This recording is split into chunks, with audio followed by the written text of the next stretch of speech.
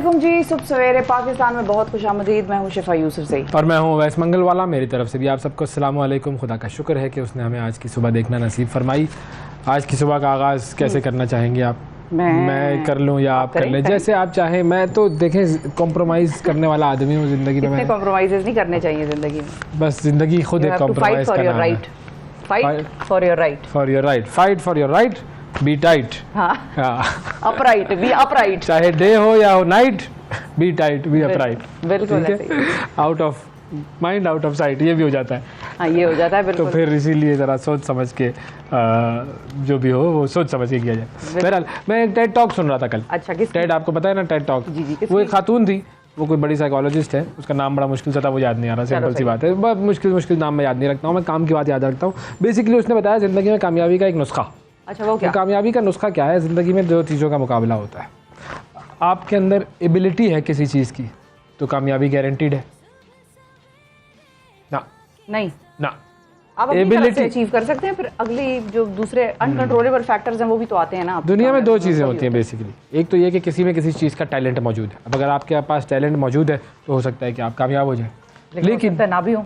हाँ, मतलब लेकिन ये कि दूसरी एक और चीज़ है जो कि मतलब टैलेंट जो है वो आपके लिए पहला दरवाज़ा खोल देगा, दूसरा दरवाज़ा खोल देगा, लेकिन बहुत सारे दरवाजे या आखिरी दरवाजे तक पहुँचने के लिए सिर्फ और सिर्फ टैलेंट की ज़रूरत नहीं होती। उस टेड टॉक का मकसद ये था।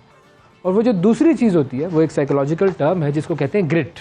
GRIT, grit. बिल्कुल। ग्रिट क्या चीज़ है? वैसे तो एक्सप्लेनेबल है, हाँ। लेकिन ग्रिट जिसको कहते हैं, मेरा ख्याल है इस्तिकामत, वाह भाई वाह। साबित कदमी टाइप चीज है कुछ ग्रिट। अगर टू बी एग्जैक्ट, वो मुझे उर्दू में उसका एक्सप्रेशन नहीं मिल रहा, लेकिन आई एग्जैक्टली नो कि व्हाट ग्रिट मींस। मतलब सख्त जान खुद को कर लें इतना कि इम्यून हो जाएं फेलियर्स के लिए या इस किस्म की चीजें।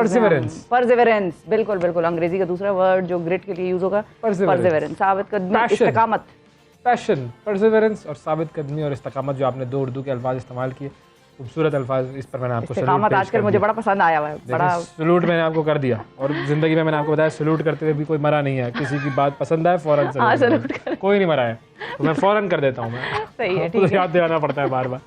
मैं भी करूंगी बिल्कुल। परसिवरेंस जो है, इस्तिकामत जो है, वो आपको कामयाबी की तरफ लेकर जाती है। अगर आपके अंदर टैलेंट है और आप उस टैलेंट को कंबाइन कर दें इस्तिकामत से, फिर आप देखें कामयाबी किस तरीके से होगी। वो इस्तिकामत क्या होती है कि आपको पता है कि आपने एक काम करना है, वो जो लॉन्ग टर्म गोल है, वो जो विजन है आपका, वो आपके सामने है और आप कहते हैं बस ठीक है, मुझे इसके लिए सुबह मिसाल के तौर पर 6 बजे उठना है तो बस उठना है। फिर उसमें कोई कॉम्प्रोमाइज़ नहीं हो सकता। मुझे 8 घंटे इस काम की प्रैक्टिस करनी है तो बस ठीक है, फिर इस पर कोई दूसरी चीज़ हावी नहीं हो सकती। उसके लिए चाहे मुझे कोई भी चीज़ छोड़नी पड़े, मैं छोड़ दूंगा या छोड़ दूंगी, लेकिन ये काम मुझे करना है। मैं एक मिसाल पढ़ रहा था सचिन तेंदुलकर की।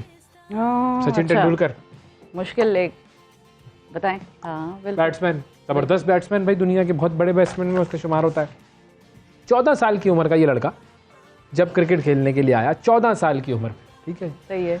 55 दिन तक लगातार सचिन तेंदुलकर ने रोजाना एक गेम खेला। मतलब एक गेम समझ लें आप 8-9 घंटे लगाएं। 2 घंटे उससे पहले प्रैक्टिस और 2 घंटे उसके बाद प्रैक्टिस। यानी कि आप लगा लें एक दिन में वो कोई तकरीबन 13-14 घंटे जो है वो मुसलसल क्रिकेट खेलता रहा। 14 साल की उम्र के बच्चे की मैं बात बता रहा हूँ और 55 दिन तक वो ये काम करता रहा। डाइनिंग टेबल पर जब वो घर पहुंचता था ना, उसी पर सो जाता था। हाँ, खाए पिए बगैर जी, या खाने के दौरान। बिल्कुल, ये उनकी बिल्कुल ये मैंने पढ़ी थी। परसिवरेंस, ये थी इस्तिकामत। और फिर वो तेंदुलकर बना है भाई, वो तेंदुलकर बना है। और यहाँ पे थोड़ी सी हम अपनी तारीफ में मियां मिट्टू बन जाओ।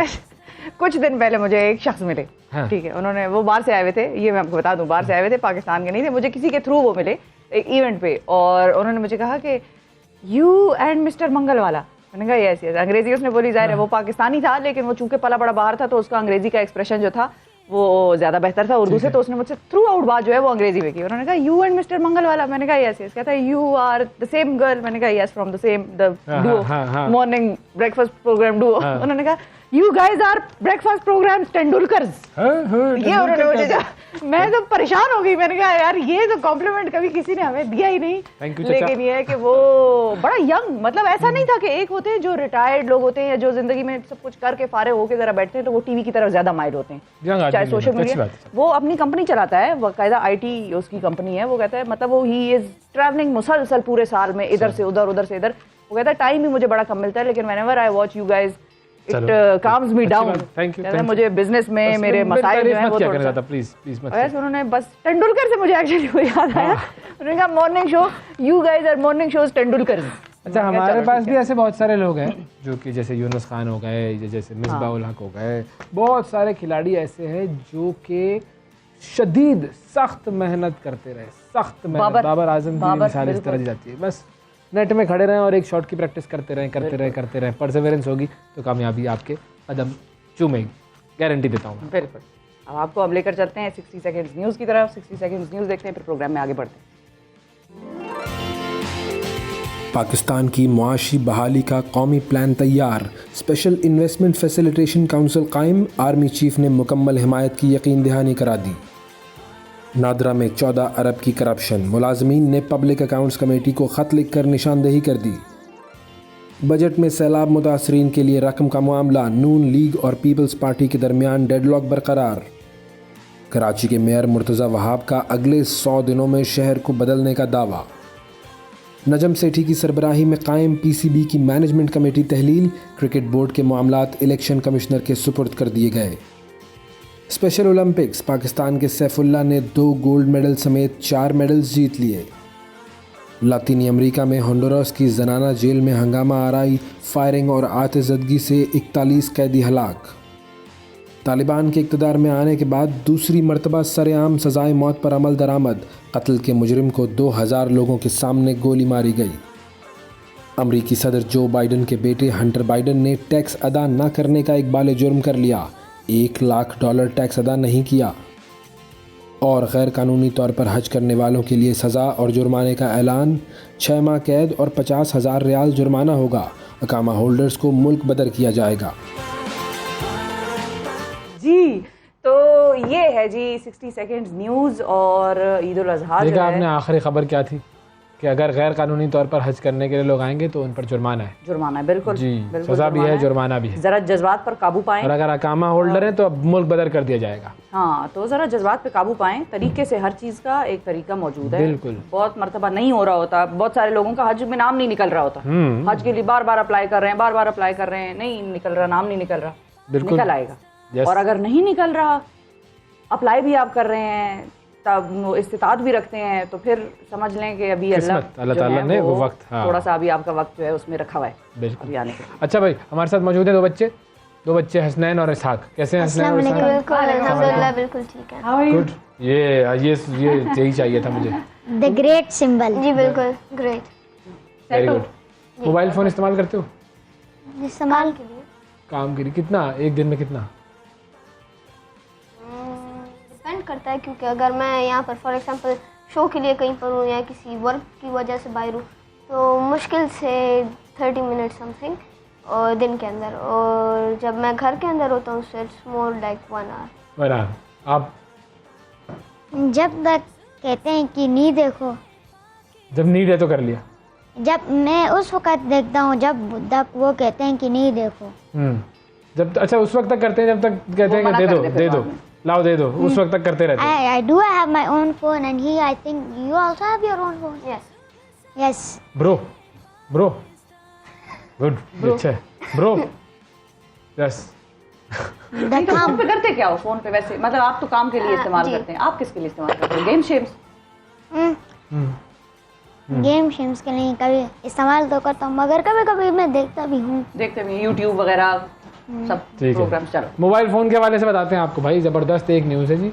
पाकिस्तान में गुज़िश्ता कई बरसों से मुकामी तौर पर मोबाइल फ़ोन तैयार हो रहे हैं और बेसिकली यहाँ पर असेंबल हो रहे थे, पाकिस्तान में बन रहे थे मोबाइल फ़ोन, असेंबल हो रहे थे। अब ये मोबाइल फ़ोन्स जो हैं पाकिस्तान में बनने वाले, उन्होंने इस साल नया रिकॉर्ड कायम किया गया है और बैरून मुल्क से अब बराए नाम मोबाइल फ़ोन्स दरामद किए जा रहे हैं। इस साल के पहले 4 महीने के दौरान पाकिस्तान ने 34,40,000 मोबाइल फ़ोन्स मकामी तौर पर तैयार किए। जी बिल्कुल, यस। सिर्फ 3 लाख फ़ोन्स दरामद किए गए।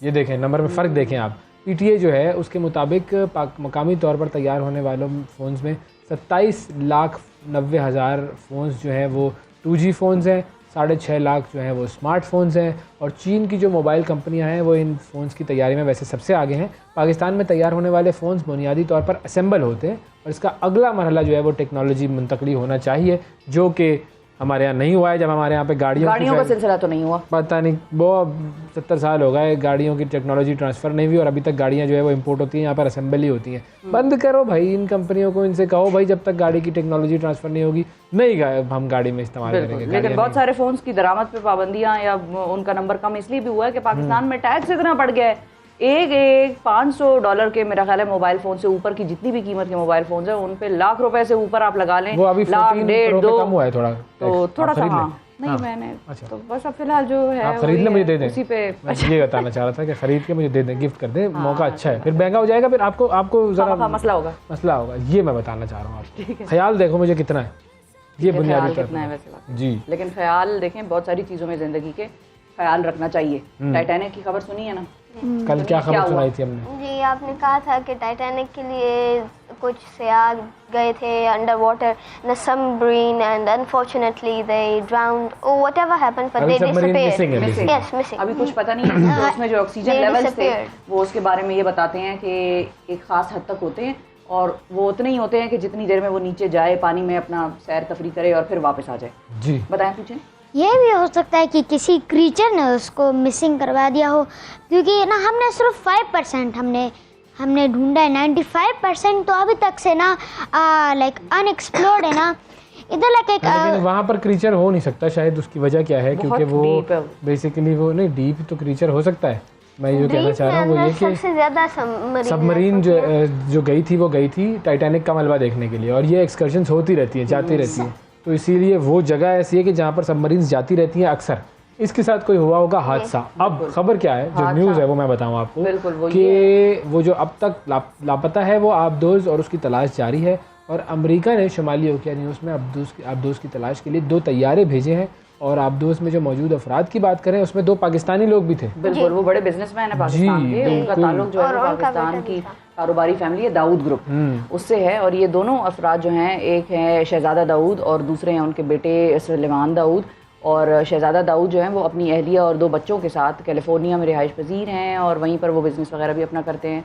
और इसके अलावा आबदोज़ में बरतानिया के अरबपति शख्स हिमेश हार्डिंग भी मौजूद थे, ये तो हमने आपको कल भी बताया था। अच्छा, आबदोज़ में 96 घंटों की ऑक्सीजन मैसर है, अब 40 घंटे से भी कम वक्त रह गया है और इसलिए इनकी तलाश में वक्त सबसे अहम अंसर बन गया। उसकी वजह ये है, ये एक और चीज़ भी बड़ी अब इस पर मुझे लगता है कि आने वाले वक्तों में काम होगा। देखिए, इंसानी माइंड जब काम करना या किसी चीज़ का सोल्यूशन तलाश करता है तो वो तब करता है जब प्रॉब्लम आती है, अदरवाइज वो इंतज़ार करता है। अब प्रॉब्लम इधर ये है कि जो ये सबमरीन है ये बाहर से खुल सकती है, ये अंदर से खुल नहीं सकती। अच्छा, अगर तो बिल्कुल, अगर ये कल बहुत सारी अंदर से इसका ढक्कन जो है वो नहीं खुल सकता, अब यही दिस इज द प्रॉब्लम। अगर तो वो लोग जिंदा हैं, ऑक्सीजन वगैरह अपने साथ किट्स लेके गए हैं, सेफ्टी इक्विपमेंट जो भी होता है गेयर किसी नागहानी के उसमें अगर लेके गए हैं तो वो निकल सकते थे बाहर, अगर ये अंदर से खुल सकता। अब चूंकि ये अंदर से खुल नहीं सकती तो somebody has to go all the way down there, वो बाहर से खोलेगा और फिर उनको निकालेगा, वो भी बड़ा अनसेफ किस्म का तरीका है उस बंदे के लिए भी जो जा रहा है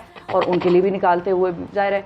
लेकिन अच्छा, वो और डीप भी वो इतनी है कि वो कहते हैं कि हमारे जो तैराक हैं वो भी उस तरह से जा नहीं सकते इतना, तो एक अलग सबमरीन भेज दें उसके लिए, कुछ इस तरह की कोई में भी कुछ। और ये कोई प्राइवेट कंपनी है, इसका हज़ारों मतलब लाखों डॉलर का टिकट है। बैठोगे सबमरीन में? सिर्फ 4 लोग जा सकते हैं। एक बैठोगे सबमरीन में? नहीं। हाँ भाई, आप बैठोगे? अगर लाइक इतना भी डीप हो नहीं जाए, लाइक ट्वाइलाइट जोन, लाइक जो जोन होते हैं ना डिफरेंट लाइक ना जोन्स होते हैं, लाइक ट्वाइलाइट जोन होती है। So I think I would maximally मैं तो जाऊंगा अगर सिर्फ लाइक 200 या फिर 100 मीटर्स डीप अगर सबमरीन। 100 मीटर्स तो कुछ भी नहीं है जी, थोड़ा सा और चले जाना। बुर्ज खलीफा तो 800 मीटर्स और ये तो लाइक 200 मीटर्स, लाइक तो बुर्ज खलीफा जितना में जाओ ना भाई, लाइक एक हाफ लाइक एक ना क्वार्टर होगी, मगर I guess I will go 300 metres. चलो 300 मीटर तक तो पहुंच गए हैं, बट बेटर नॉट गो। ये है नहीं, लेकिन अब बेटर नॉट को, अब हवाई जहाज का हादसा होता है लेकिन हवाई जहाज पे हम सफर करते हैं, गाड़ियों के एक्सीडेंट्स होते हैं, गाड़ियों पे सफर करते हैं, ये तो होगा। लेकिन ये तो खैर अवॉइडेबल सिचुएशन थी, इसमें तो हम बहुत सारी ऐसी हम एक्टिविटीज कर रहे होते हैं जो कि जरा अनसेफ किस्म की होती हैं। मैंने एक दफा स्कूबा डाइविंग की थी, जब से मेरी वालिदा ने ये खबर सुनी है तब से वो मुझे कह रही हैं कि देखा जब तुम गई हुई थी अंदर तो मेरा भी दिल हिचकोले खा रहा था और वो मैं टेंशन में थी कि पता नहीं अब ये निकलते हैं कि नहीं। हालांकि स्कूबा डाइविंग में तो आपने सिर्फ वो पहना होता है, आप एक खींचते हैं अपने आप को, उसने आपको वेट डाउन करती है वो चीज़ आपको, अगर आप उसको बटन वो लीवर खींचे उसका तो वो आपको प्रेशर रिलीज करता है और आप फौरन ऊपर आ जाते हैं। तो हो सकता है उसमें अंदर कोई डूबने मछली का- पसंद आ जाती है आपको, मछली को आप पसंद आ जाती, मछली खा आ लेती, जाओ उस पे भाई। ज्यादा उनका वो था। बताएं। सर ये भी हो सकता है ना, सबमरीन इस तरह काम करती है ना, सबमरीन के पास के वॉल्स है ना, वॉल्स के लाइक थोड़ा सा मेरे ख्याल से एक छोटा सा ओपनिंग होता है ना, उसमें पानी जाता है और इधर लाइक एक ना चीज़ होती है जो कि ऊपर नीचे जा सकती है। जितना पानी ना उधर फिल हो ना उन वॉल में उतना डीप हो जाती है। ये भी हो सकता है कि गलती से उनने ना कुछ ज़्यादा ही ऊपर किया, वो डूब गए, मगर नॉर्मली ये केस तो नहीं हो सकता। अब ये वापस आएंगे तो पता चलेगा। पूछेंगे। चलो एक और साइंसी खबर की तरफ चलते हैं भाई। ये बताओ, आप लोग दिन में सोते हैं? दोपहर में सोते हो? दोपहर में नहीं सोते? क्यों? मैं तो रात को भी सही से नहीं सोया। क्यों भाई? नहीं तो रात सुबह उठ रहे हो नहीं आ आजकल, रही गर्मियों की छुट्टियों में सुबह उठा रहे हैं हम आपको, इसलिए नहीं, सुबह तो उठना चाहिए वैसे भी। नहीं, मैं खुद भी जो है सुबह 5 बजे से ऊपर गया, उससे बाद सुबह आप कितने बजे उठते हैं? लाइक 8 बजे या फिर 7 बजे को तो मैक्सिमम छुट्टियों में तो मैं लाइक 9 बजे 10 बजे को सो जाता हूँ, हाँ, मगर स्कूल का वक्त लाइक 6 बजे को वो तो मैं फिर उठ सही है जाती स्कूल। अच्छा, अब दिन में सोना बड़ा इम्पोर्टेंट है। कभी सोए हो दोपहर को, नैप किए? दोपहर का नैप भाई क्या हो गया आजकल की अम्मियों का? फ्रेंड्स हमें तो मार, इतना मैं मार खाती थी उस वक्त की जो मैंने मार खाई है ना, अब मेरी वो आदत बन गई। अब मुझे ये लोग बिठा के मीटिंग करा रहे होते हैं, काम करा रहे होते हैं, और मैं एक ज़ॉम्बी 4 से 6 के दरमियान में। अगर आप दोपहर में सोएंगे तो ये आपकी बॉडी के लिए बहुत फ़ायदेमंद होता है। ये बहुत इंपॉर्टेंट चीज़ है और हमारा रिलीजन भी यही कहता है। हमारे नबी सल्लल्लाहु अलैहि वसल्लम ने भी ये तलकीन की है कि दोपहर में कैलूला किया जाए। कैलूला मतलब थोड़ी देर दोपहर को थोड़ी देर सोया जाए। अब एक रिसर्च आई है, वो मैं आपको बता दूं। बरतानिया में एक तहकीक हुई है और उसके लिए 40 से 65 बरस के 35,000 अफराद का डेटा देखा गया और तहकीक में मालूम ये हुआ कि दिन में सिर्फ आधे घंटे के लिए जो सोते हैं ना लोग, उनकी मेंटल हेल्थ, दिमागी सेहत काफ़ी बेहतर होती है और बहुत सारी बीमारियों का इम्कान भी कम हो जाता है। आप सोते हैं? कोशिश करता हूँ अक्सर औकात, कभी मैं सो तो पाता बहुत हूँ कभी सोती हूँ, नहीं। इसलिए नाज़रीन सो प्रोग्राम पाता में हूँ। आपको फ़र्क साफ ज़ाहिर और वाज़े हो जाता होगा। मैं तो दोपहर को तो लाजमी सोती हूँ, रोज़ाना की बुनियाद पे मैं। आपने तो सारा कुछ बोल ही दिया। सर आप लोग तो मुझे वो तो मैं उनको बता रही हूँ कि डेमोन्स्ट्रेशन जब वो देख रहे हैं प्रोग्राम, मुझे भी देख रहे हैं वो, तो उससे डेमोन्स्ट्रेट हो हाँ, जाए। तो ज़्यादा दिमागी सेहत ज़्यादा बेहतर है। कोशिश करें, तो वो कोशिश करें कि वो ठीक सबसे चीज़ पहला को चुने सवाल अपने। आप एक काम करें, ये मेरा सवाल आपसे ये है कि यहाँ पर आप क्या हमें ये बता रही हैं कि आप शो के अंदर ठीक से नहीं बैठती हैं, ये बता रही हैं कि मेरी सेहत ज्यादा अच्छी है तुम सब ज़हनी लोगों से? सेहत ये की बता बात रहे करें, हैं कि बिल्कुल, मैं हाँ। चूंकि मुझे तो दोपहर ये में सुनकर तो मुझे खुद नींद इतनी ज़्यादा आ रही है। चलो हम दोनों सो जाते हैं भाई। आप खबर सुनाए, मैं थोड़ा नैप ले लूँ। चल हो जाए, सुनाए खबर। अच्छा नहीं, लेकिन ये वाली तो मुकम्मल करें ना, आगे बताएं आगे वो क्या था ज़हनी सेहत की। अच्छा, जो बेसिकली अफराद होते हैं, बुनियादी उनका तौर पर क्या था कि उन अफराद की जो दिमागी सेहत है वो बेहतर होती है, बीमारियों का इम्कान उनमें कम हो जाता है और दिमाग जो है वो भी उनका ज़्यादा जवान रहता है। दिमाग का बूढ़ा होने का अमल उनमें सुस्त हो जाता है। फिर तहकीक से ये बात भी सामने आई कि दिन को बाकायदगी से आप आधा घंटा अगर सोएंगे तो आपकी जो दिमागी उम्र है वो 3 से 6 बरस तक कम होती है और इसके अलावा ये लोग डिमेंशिया और अल्जाइमर जैसी बीमारियों से भी महफूज रहते हैं। ये इम्पोर्टेंट है। ठीक है, अगली खबर बताएं, मैं सो रहा हूँ। अगली खबर बताती हूँ मैं। अगली खबर व्हाट्सएप की है। वैसे व्हाट्सएप के रोज़ नए फीचर आ रहे होते हैं और मैंने तो खैर पिछली दफ़ा व्हाट्सएप के एक फीचर का यहाँ पे डायसेक्शन किया था। व्हाट्सएप का जो लास्ट फीचर था ना वो ये था, उन्होंने कहा आप वीडियो मैसेज भेज सकेंगे व्हाट्सएप से। तो मुझे बताओ भाई, वीडियो मैसेज का अलग फीचर बनाने की क्या ज़रूरत है? बातें ना करें, सो रहा हूँ भाई मैं। वीडियो बनाए भेजते हैं या वीडियो कॉल करें, मेक सेंस ना। हाँ, अब उन्होंने नया फीचर जो बातें ना करो भाई, सो रहा हूँ। देख रहे हो बंदा सो रहा है, बातें कर रहे हो तुम। हाँ चलो, ये इनको तो सुना ये दिया। कौन सी हसनैन, मैं और तरीका है? आप दूसरे कमरे में जाए भाई, ऐसे ही होता है ना। दूसरे कमरे में जाओ, इधर बातें कर रहा हूँ, बंदा सो रहा है। चलो सो जाओ, चलो आंखें बंद। चलो, व्हाट्सएप के एक फ़ीचर है हसनैन, जिसमें कि काम अब ये किया जा रहा है कि इस एप्लीकेशन का सबसे बड़ा फ़ीचर इसको करार दिया जा रहा है और वो ये कह रहे हैं कि इससे पहले व्हाट्सएप में ये सहूलत फराहम की गई थी कि सारिफ जो है, यानी कि जो यूज़र है, वो एक ही अकाउंट मुख्तलिफ डिवाइसेस पर चला सकता है। अब जो नया फ़ीचर मुतारिफ कराया जा रहा है उसमें एक ही ऐप पर कई व्हाट्सएप अकाउंट्स चल सकेंगे।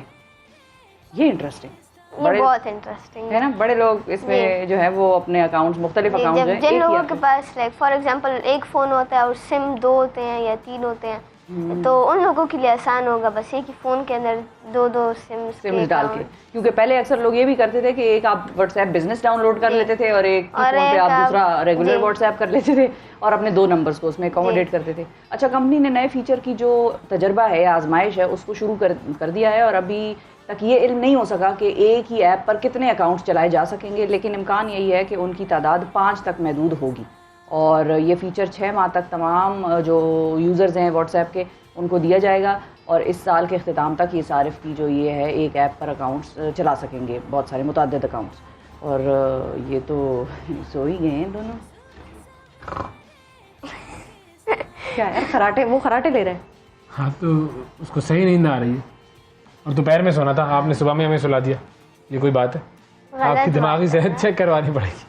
सही बात। बहरहाल सो के हम उठ गए, जाग गए हैं, नींद चली दवाइयाँ ले लो। अच्छा आपको पता है यॉर्निंग इज कंटेजियस। हाँ यस, और इस्लामिकली भी जो है इसको थोड़ा सा पसंद नहीं किया। पसंद नहीं किया हुआ। अच्छा और हमेशा जब भी कमरे में मुतअद्दिद मतलब there are several people in the room, तो वो हमेशा एक बंदा अकेला यौन नहीं कर रहा होगा। नोट करना हमेशा दो लोग इकट्ठे यौन कर रहे होंगे। अच्छा जी, और आखिरी खबर जो हमने आपको देनी है वो बड़ी अहम खबर है, और वो है जी पाकिस्तान की एक बड़ी अहम पर्सनैलिटी के हवाले से। मोहतरमा बेनज़ीर भुट्टो को जानते हैं आप? जी बिल्कुल। कौन? Ex prime minister of Pakistan. Ex prime minister of Pakistan. आप जानते हैं? नहीं जानते? चलो आपको हम बताते हैं कि मोहतरमा बेनज़ीर भुट्टो कौन थी। मोहतरमा बेनज़ीर भुट्टो आज उनकी 70th बर्थडे का दिन है। 1953 में 1953 में बिल्कुल 21 जून को वो पैदा हुई और पाकिस्तान की और दुनिया की के साथ दुनिया की फर्स्ट फीमेल प्राइम मिनिस्टर, इस्लामी दुनिया की मुस्लिम वर्ल्ड की फर्स्ट फीमेल प्राइम मिनिस्टर, और पाकिस्तान की तो फिर डेफिनेटली फर्स्ट फीमेल प्राइम। 2 मरतबा वो प्राइम मिनिस्टर बनी पाकिस्तान की, और बहुत सारे उन्होंने काम किए ख़वातीन के लिए, आवाम के लिए, मज़दूरों के लिए, बहुत सारी चीज़ें। फिर जो वुमेन एम्पावरमेंट की जो एक मिसाल है हम देते हैं कि जी पाकिस्तान में ख़वातीन का एक बड़ा अहम रुतबा और एक किरदार और एक होता, तो वो उसके लिए भी बड़ी जो है वो शोहरत थी उनकी, सारी दुनिया में जाना जाता था। उनका नाम आज उनकी सालगिरह है, उनकी सालगिरह पर हम उनको खिराज तहसीन पेश कर रहे हैं। सुबह सवेरे पाकिस्तान, सुबह सवेरे पाकिस्तान, सुबह सवेरे पाकिस्तान।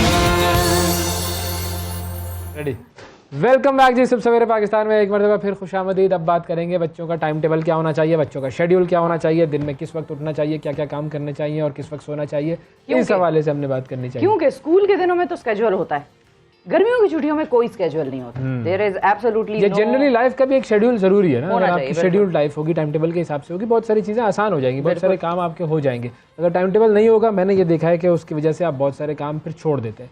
तो हमें टाइम टेबल कौन सिखाएंगे जी? हमें टाइम टेबल सिखाएंगे जी उमैर जलियावाला, जो कि लाइफ कोच हैं, और थोड़ी सी आज हमारे जो 2 अदद बच्चे यहाँ पर मौजूद होते हैं हमारे साथ, उनकी ज़रा लाइफ कोचिंग करेंगे, और उनके तवस्सुत से बाकी भी जितने बच्चे हमें देख रहे हैं वो भी लाइफ कोच्ड हो जाएंगे। अस्सलाम वालेकुम। अच्छा ये तो मुझे बिल्कुल पता नहीं था। वालेकुम अस्सलाम। मैं वैसे ही बड़ा अनकंफर्टेबल फील कर रहा था, and then you throw this bomb. ऐसा होना चाहिए ना कि आई मस्ट टेल एवरीबॉडी जो सारे देख रहे हैं कि मैं बहुत बुरा टाइम मैनेजर हूँ। अच्छा लोग, लेकिन ऑफ कोर्स आपने इसी टाइम के अंदर करना है जो करना है। So we gonna talk about that. देखें, बेस्ट रिलेशनशिप एडवाइस वो देता है जिसने खुद बहुत धोखे खाए होते हैं। हाँ, ये है, देखें मैं आपको बहुत होगा वो बता सकता हूं सिंगल कि क्या क्या नुकसान हाँ, है। धोखे खा के सिंगल हो जाएगा और लोगों को कहेगा कि तू गलत कर रहा है। मैं हूँ ना, मैं दर्द हूँ खाया ना। हुआ आपको पता है हील करने की सलाहियत रखता है। तो टाइम टेबल बनाते हैं भाई, होना क्या चाहिए, आइडियल टाइम टेबल क्या होना चाहिए। और वैसे जनरली हसनैन मौजूद हैं, इसाक मौजूद हैं। हसनैन और इसाक वैसे ही माशाल्लाह बड़े हाई अचीवर्स हैं, तो आप यकीनन बहुत सारा you are making use of your time and you are doing good things. Thank you, sir. Are you sorry? Thank you sir. You welcome. That's why you know I am scared, क्योंकि बच्चे जो है ना वो कह देते हैं जो होता है। तो थोड़ा सा मैं चाहूँगा कि आप रिलैक्स कर जाएं और जो देख भी रहे हैं वो भी रिलैक्स कर जाएं। एक तो कुदरत का टाइम टेबल चल रहा है, you know animals get up at a certain time and they want to get back at a certain time. यानी सुबह होती है, दिन निकलता है तो लगता है कि काम करने का टाइम शुरू हो गया, and evening feels like it's time to go down and rest. And interestingly हमारा जिस्म भी इसी के साथ अलाइंड है। हाँ। और हमारी प्रोडक्टिविटी भी इन मोस्ट केसेस, बहुत कम लोग हैं जो कि रात में productive, otherwise morning slot is the best slot. So how do we make most of the day? So I have a few questions for you. Are you with me? Yes? Okay, so how much time do you have? Well, that can depend on the time we get up. That depends on the time. You're a very interesting boy. Of course. I like that. यानी अगर मैं late उठूँ तो time मैंने खुद ही कम कर दिया, मैं जल्दी उठ जाऊँ तो I am gaining time. You are already giving us some tips here. What do you think about that?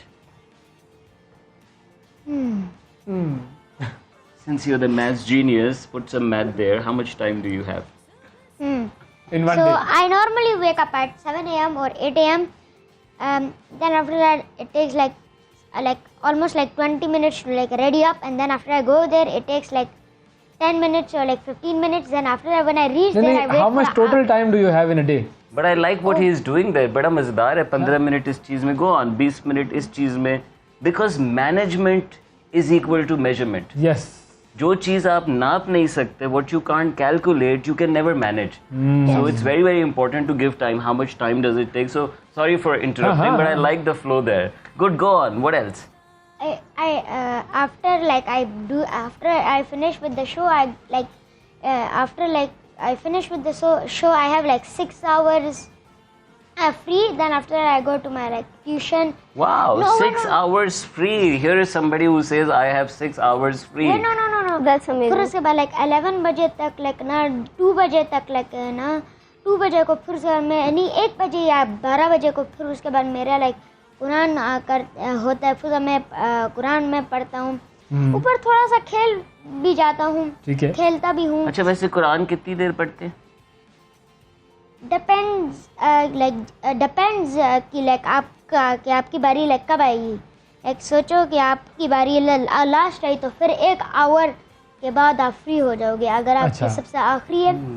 After that I am like free until 5 So I'm gonna pause you there.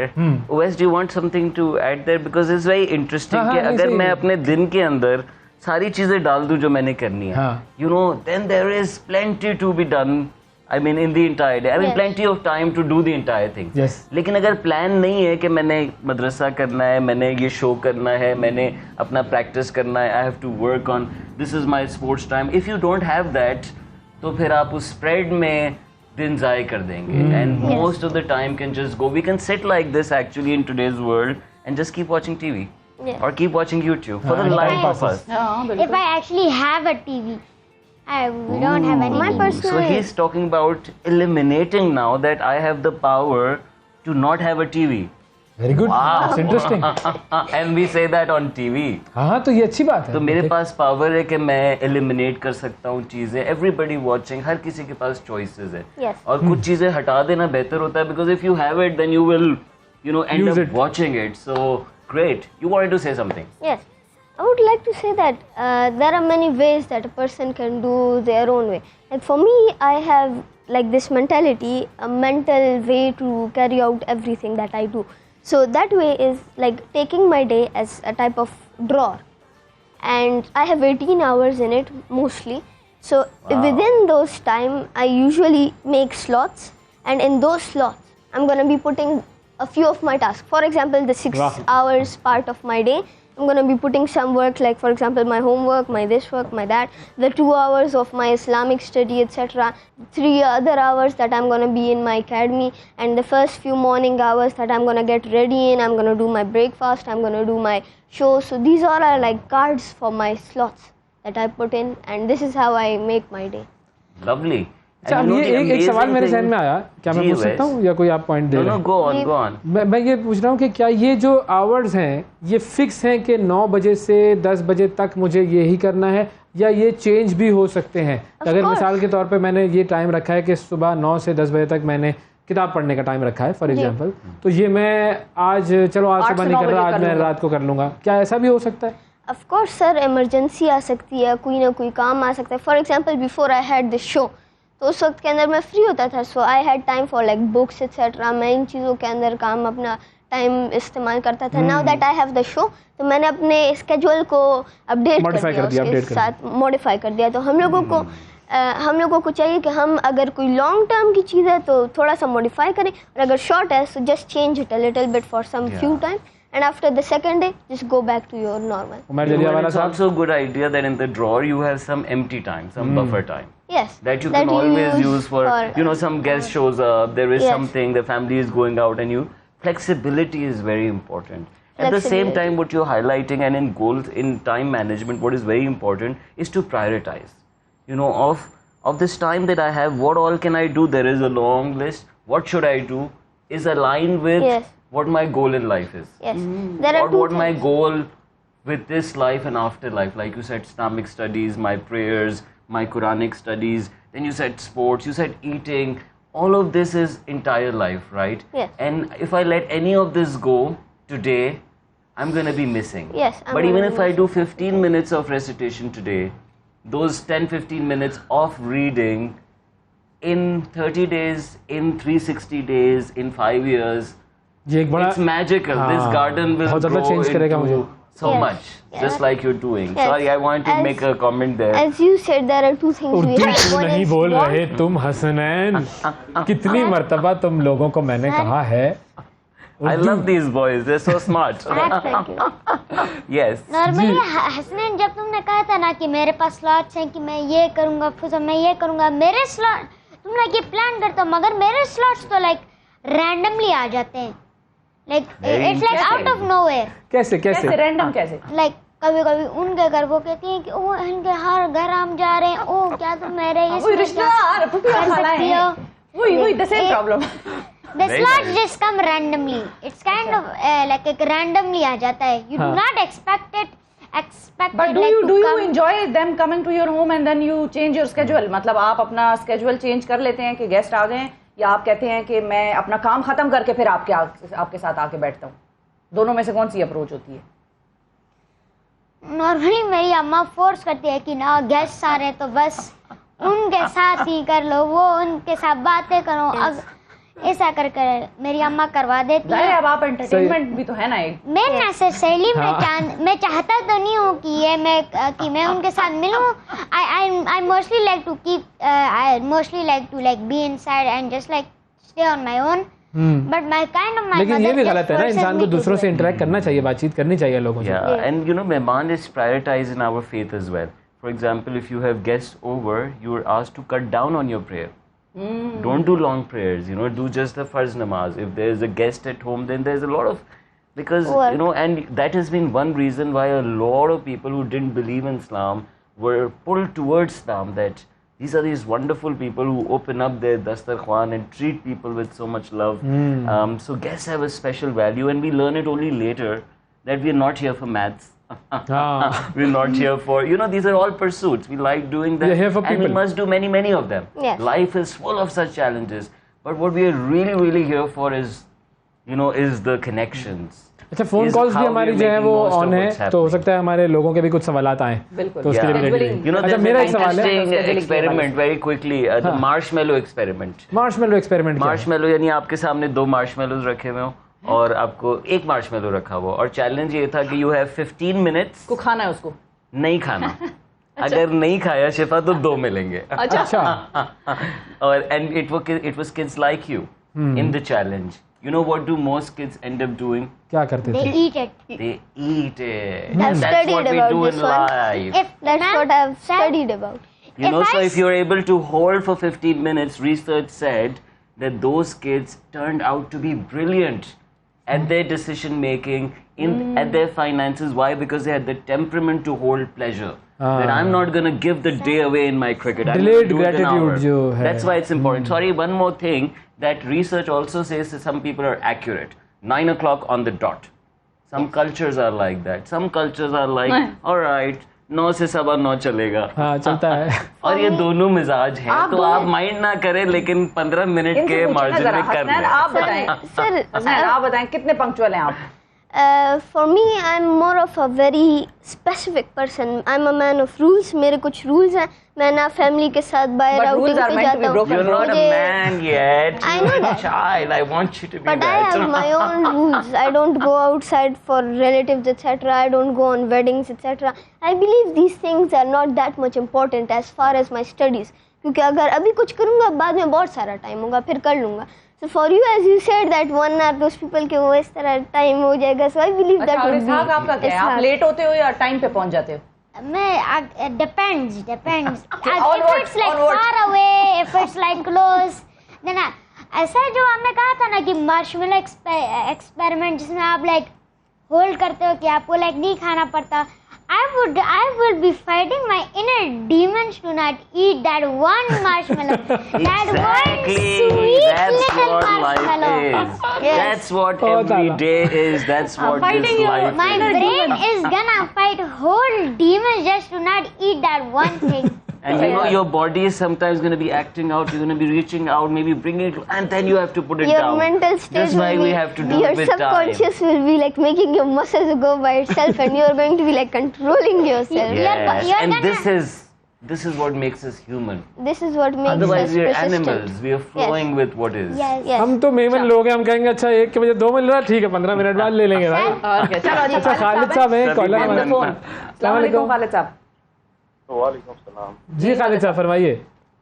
क्या हाल है जी, आप ठीक है? अल्लाह का अल्लाह का शुक्र। शुक्र। मुझे हसनैन से ये क्वेश्चन करना था कि आजकल जो पेरेंट्स हैं तो वो अपने बच्चों को अपनी जान छुड़ाने के लिए मोबाइल देते हैं, जो फिर उनको पता नहीं होता कि वो क्या मतलब उससे देखते हैं, तो वो कैसे इस चीज़ को पॉजिटिवली बच्चों को यूटिलाइज करें। अगर मोबाइल दे भी तो वो पॉजिटिवली यूटिलाइज करें ताकि उनको एजुकेशनल और मॉरली उनको जो है ना बेनिफिट मिले। सही है, मोबाइल ओके, तो मेरा जो अपना पर्सनल इसके लिए टेक्निक है या जो तरीका है ये है कि माँ बाप को चाहिए कि वो बच्चों के साथ बैठ कर जो है उन्हें पढ़ाएं, उन्हें खुद समझाएं चीज़ें, क्योंकि यूजुअली ये हम लोग करते हैं कि जब हम लोग खुद तंग होते हैं, फ्रस्ट्रेटेड होते हैं ज़िंदगी से, हम बस बच्चों को मोबाइल दे देते हैं और कहते हैं जो करना है करो, वहाँ पर जिस तरह करना है कर सकते हो, तुम्हारी अपनी मर्ज़ी है, और हम लोग अपने कामों में लगे जाते हैं, तो इसीलिए हम लोग अपने बच्चों को भूल जाते हैं। फिर वो जो कर रहे होते हैं हमें पता भी नहीं होता कि वो क्या अच्छा कर रहे हैं, अच्छा देख रहे हैं, बुरा देख रहे हैं, वो किस तरफ जा रहे हैं, किस तरफ नहीं जा रहे, सो हमें उन चीज़ों का फिर पता नहीं चलता। Very important. उमर साहब मेरे ख्याल में आपको टफ टाइम देने वाला है कुछ अरसे में। I like how he says हमारे बच्चों को। हमारे बच्चों को, हाँ। अच्छा मेरा एक सवाल है जो मैं पूछना चाह रहा था उमर साहब। एंड यकीनन आने वाली जनरेशंस हमेशा टफ टाइम देती हैं। Exactly. हमेशा आगे बढ़ना चाहिए और दुआ करनी चाहिए, तभी तो माशरा आगे बढ़ता है, तभी तो और ये आने वाले वक्त so के we लिए ही should बने हैं। root for, I'm sure you all will turn out to be much better than the previous one, इंशाल्लाह, right? बिल्कुल, But बिल्कुल। you will be more challenged than us as well. Yes. हाँ, ये भी तो है। That's the hadith, that's the prophecy, बिल्कुल right? बिल्कुल। अच्छा मेरा सवाल है, एक पहले मैं जबीन से कॉल ले लेते हैं, फिर मेरा एक सवाल है। जी। अस्सलाम वालेकुम। मोबाइल वो फोन टीवी की आवाज बंद कर दे, मैं जमीन देखे, ये कंफ्यूजन होती है। नहीं जी, वो आवाज़ लाइन में आवाज़ नहीं आ रही, बहुत कुछ गड़बड़ distortion डिस्टॉर्शन भी है। है, हाँ। अच्छा कौन से ऐसे काम हैं, वो 5 काम जो कि हर बच्चे के स्केड्यूल में होने ही चाहिए रोजाना? टू ग्रो और टू बी प्रोडक्टिव, ये कौन से ऐसे 5-6 काम हैं, वो क्या होंगे? I know. Yeah, go on. Eat, sleep, read, drink, and also respect your parents. No, not drink. Eat or drink something, sleep, be respectful, नमाज करें, नमाज पढ़ें, और आखिरी ये है आप पढ़ें। ठीक है, चलो ठीक है, रीड। आप बताएं। So I think you've जो said it. आखिरी You've मिनट है said हमारे it. Pass. Eat is very very essential, Eating. क्योंकि आपकी डेवलपमेंट जुड़ी हुई है। ये सिर्फ अम्मी अब्बा का जोर नहीं है, आपका दिमाग पूरा डेवलप नहीं होगा, बिल्कुल। आपके पास एनर्जी नहीं होगी to exert yourself, to challenge yourself to do more, and you will see it in life. So definitely eat. Sleep is extremely important, and 8 to 9 hours in your age. So don't compromise, and you will see the difference the day I'm not well slept. You can see the difference. It's on the face, it's in the mind, the day is cloudy. I have to get that nap, right? Number 3, like you said, read. So we confuse studies and we say, all right, that's for grades. No, studies is to educate yourself, Yes. to install new applications here, to look at the world from the science, maths. So definitely study. Make sure the literate day yourself. includes that. Study में वो आपका जो school studies या जो academic है वो भी आ जाएगी और नॉन एकेडमिक भी आ बिल्कुल जाएगी, आ दोनों आ जाएगी। जाएगी। उसमें इस्लामिक हम एक भी है, वक्फा ले सारी लेते हैं, वक्फे के education। बाद बाकी 2 चीजें डिस्कस अच्छा, कर है भी लेते हैं। time, मतलब वो okay। क्योंकि ब्रेक है तो फिर मैंने सोचा कि जरा Sure, डिस्कस why कर ही not? लिया जाए। Why वक्फे के not? बाद मिलते हैं जी। सुबह सवेरे पाकिस्तान, सुबह सवेरे पाकिस्तान, सुबह सवेरे पाकिस्तान। वेलकम बैक जी। अब हम बात करते हैं टाइम मैनेजमेंट से, थोड़ा सा आगे पढ़ते हैं। टाइम मैनेजमेंट हम इसलिए करते हैं ताकि हम ज़िंदगी में कुछ बन सकें, और ज़िंदगी में कुछ बनने के लिए राइट फील्ड को सिलेक्ट करना बड़ा ज़रूरी है, लेकिन अपने पैशंस को मद्देनज़र रखते हुए। अब बच्चे कौन सी एज में पैशन आइडेंटिफाई कर पाते हैं, खुद अपना या पेरेंट्स उनका, और फिर उसको किस तरह से चैनलाइज करके एक पाथवे डेवलप करना है बच्चों के लिए कि वो क्या बनना चाहेंगे और कैसे बनेंगे वो। अब आज जो हमने करियर सेलेक्ट किया है वो है मेकअप की फील्ड, या जिसको हम सैलॉन फील्ड कहते हैं, ब्यूटी फील्ड कहते हैं, और उसमें हमारे साथ मौजूद हैं इरम खान, जो कि अपना बड़ा ही सक्सेसफुल इरम खान सैलॉन चलाती हैं। इनकी एकेडमी है, पिवट एकेडमी। अस्सलाम वालेकुम। कैसी हैं? बिल्कुल ठीक, आप ठीक हैं? हम बिल्कुल ठीक है। इरम, अब आपके कंधों पर इस कौम के कौम की मेहमानों जिम्मेदारी की है। जिम्मेदारी है। अच्छा, हाँ नहीं, आपने अभी जिस तरीके से बात की है ब्यूटी इंडस्ट्री, तो मुझे ऐसा लगता है कि हमारी ब्यूटी इंडस्ट्री बहुत निगलेक्टेड है। उसके लिए क्योंकि उसमें प्रॉपर नॉलेज नहीं है, बस तुक्केबाजी है कि एक्सपेरिमेंट किया, किसी के बाल ख़राब कर दिए, किसी का मेकअप में स्किन तबाह कर दी। तो हम लोगों की जो एकेडमी है इसका नाम पिवट पॉइंट एकेडमी है, और उसके साथ मेरा एक इरम खान सैलून भी है। एकेडमी में हम प्रॉपर टेक्निक सिखाते हैं, स्किन से ले लो, makeup, hair styling, according to your personality हम डिज़ाइन करते हैं, ट्रांसफॉर्मेशन पे काम करते हैं। और इसका जो कोर्सेज है लाइक OA लेवल कोर्सेज हैं। इसकी अच्छा, वीडियोस यंग लड़कों के लिए दोनों आते हैं आपके पास? जी या जी, मतलब लड़कियों का ज्यादा रुझान होता है? लड़के लड़कियां सब ब्यूटी तो सभी पसंद सही। करते हैं अब ना, उनको तो क्या पढ़ना पड़ता है उससे पहले और क्या उसमें पढ़ते हैं वो हम आपसे ज़रा डिटेल में डिस्कस करेंगे, लेकिन पहले एक हमारी बात जो कंटिन्यू हो रही थी उसको हम आगे लेकर जाएं कि ज़िंदगी में टाइम मैनेजमेंट बड़ी ज़रूरी है, और बच्चों के लिए कौन सी ऐसी 5-6 चीज़ें हैं जो कि उनके दिन में होना ज़रूरी है कि वो जब अपना टाइम टेबल बनाएं तो उसमें वो 5-6 चीज़ें शामिल हों। तो वो बात हमारी हो रही थी उमर साहब से, उसको ज़रा थोड़ा सा हम कंटिन्यू कर लें, वो रह गई। But thank you for continuing. एक तो हमने बात की नींद, स्लीप, ईट। अगर ये आपका बिल्कुल बेसिक लेवल है, अगर इस पे आप नहीं पूरा कर रहे अपनी ज़रूरत, तो आप बाकी सारी चीज़ों पे आप देखेंगे उसका इफेक्ट आएगा।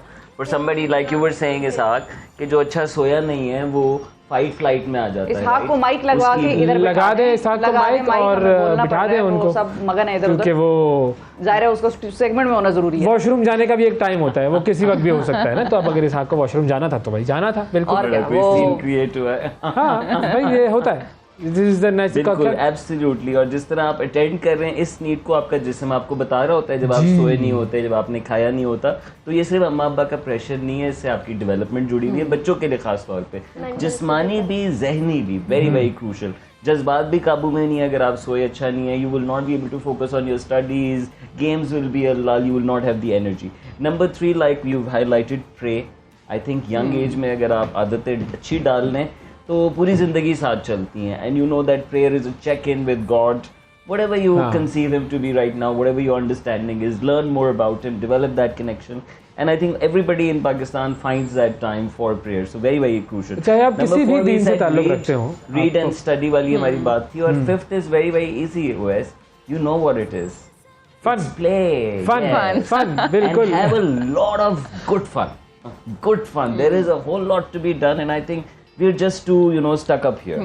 We can challenge ourselves physically in these vacations. Evening time is good, there are parks outside, you can challenge yourself into sports, there are camps happening, so make sure that you also get a good dose of fun, because if you're having good fun then you will be good at your studies, you will have the motivation to do all other things as well. वो जो balance है वो बड़ा ज़रूरी है कि आप अपनी तालीम में और अपने जो है वो फ़न में वो बैलेंस रख के दोनों चीज़ों को लेकर चलें। जहाँ पर भी इम्बैलेंस होगा वहाँ फिर गड़बड़ हो जाएगी, वो गड़बड़ नहीं होनी चाहिए। ये टाइम मैनेजमेंट की है, हमारी आज की थी, बिल्कुल ठीक है।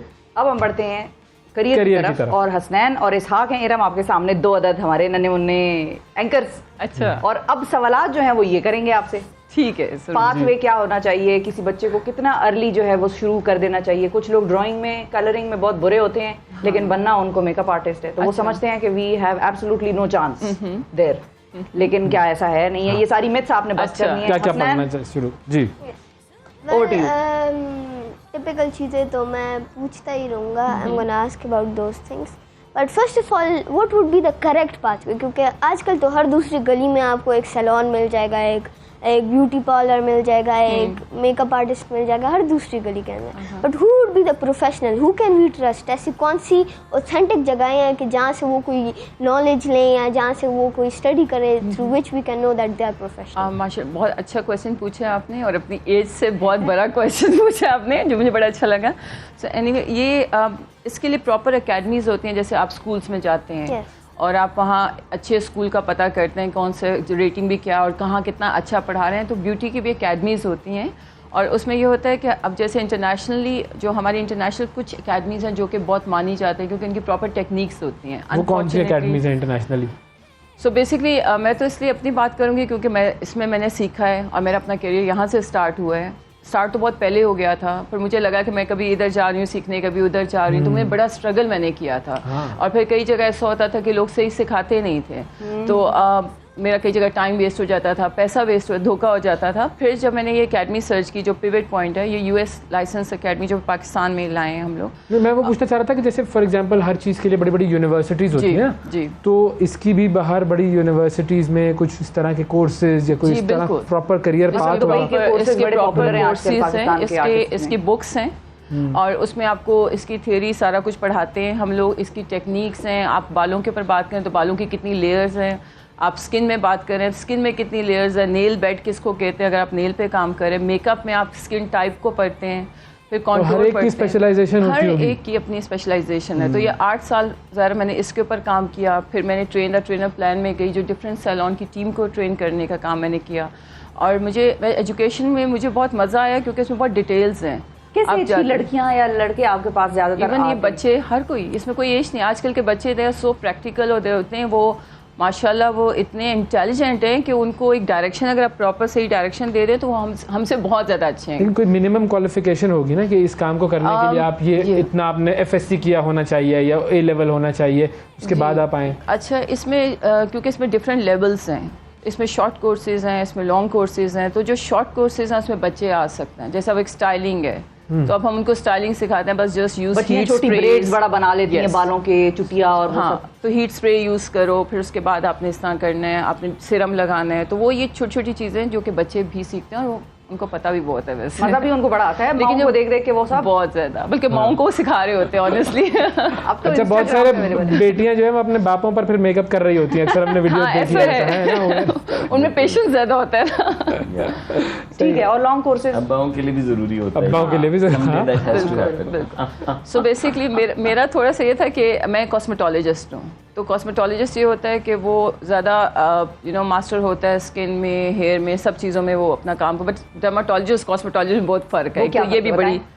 सो बेसिकली डर्माटोलॉजिस्ट जो होते हैं वो स्किन को देखते हैं और ज़्यादा वो डॉक्टर्स हैं। कॉस्मेटोलॉजिस्ट आर्ट को लेते होते हैं, ब्यूटी एक्सपर्ट्स होते हैं वो, तो उनकी एक लिमिट है, ब्यूटी की अपनी एक लिमिट है, उसके बाद डॉक्टर शुरू होते हैं। फॉर एग्जाम्पल अगर एक्नी आ रहा है तो अब एक्नी ज़ाहिर है इतना इन्फेक्शन उसका फैला हुआ है तो वो एक कॉस्मेटोलॉजिस्ट को नहीं डील करना चाहिए, उसको डर्माटोलॉजिस्ट को दे देना चाहिए। और वो कहीं ना कहीं वो पकड़ने की कोशिश करता है। सेम डर्माटोलॉजिस्ट ब्यूटी लाइन पे आ रहे हैं, तो हर एक की अपनी एक फील्ड है और अगर वो अपनी फील्ड में ही ग्रो करें तो बहुत आगे जा सकते हैं। मिनिमम कितने साल पढ़ना पड़ता है?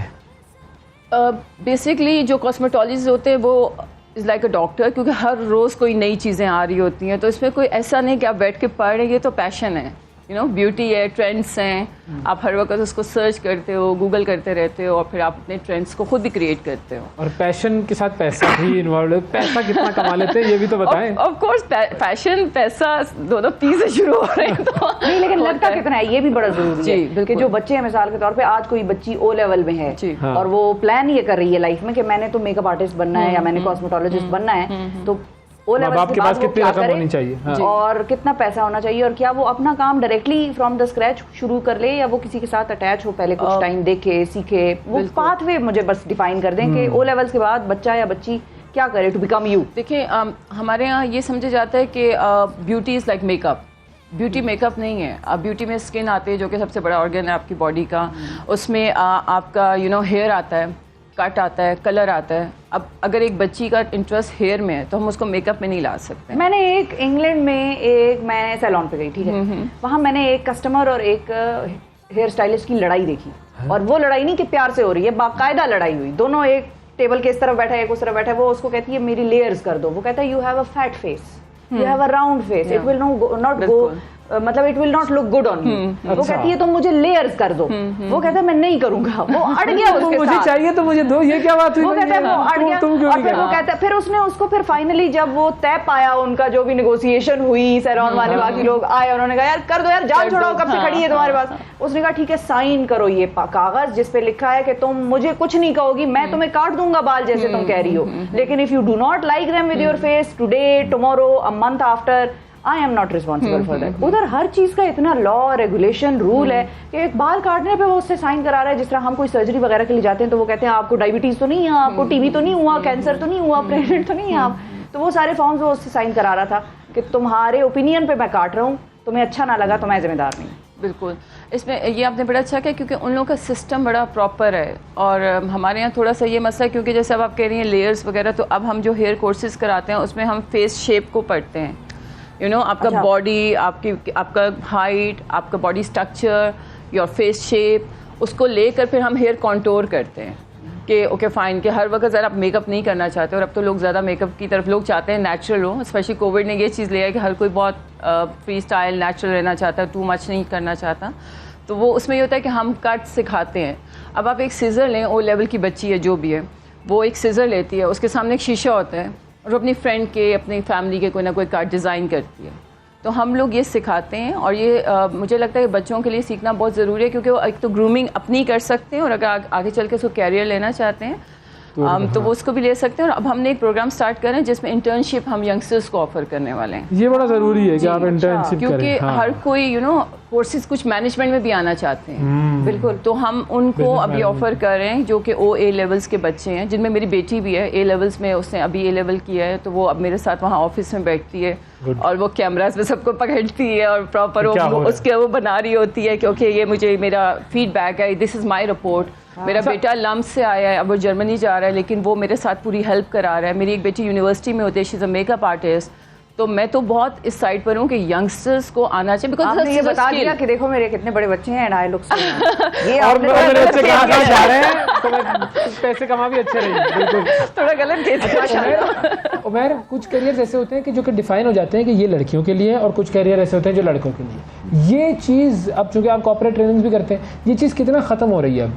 काफ़ी ख़त्म हो रही है, और कुछ तो वैसे सोच में भी ज़्यादा है। जिस तरह जब पकाने की बात आती है इश्तिहारों में, आप देखते हैं ख़वातीन, हालांकि बेस्ट शेफ्स जो है वो मर्द आपको मिलेंगे पूरी दुनिया में, पाकिस्तान में बड़े होटल्स में। अब तो बहुत ज़्यादा ब्रेक हो गया है, and I think well done women.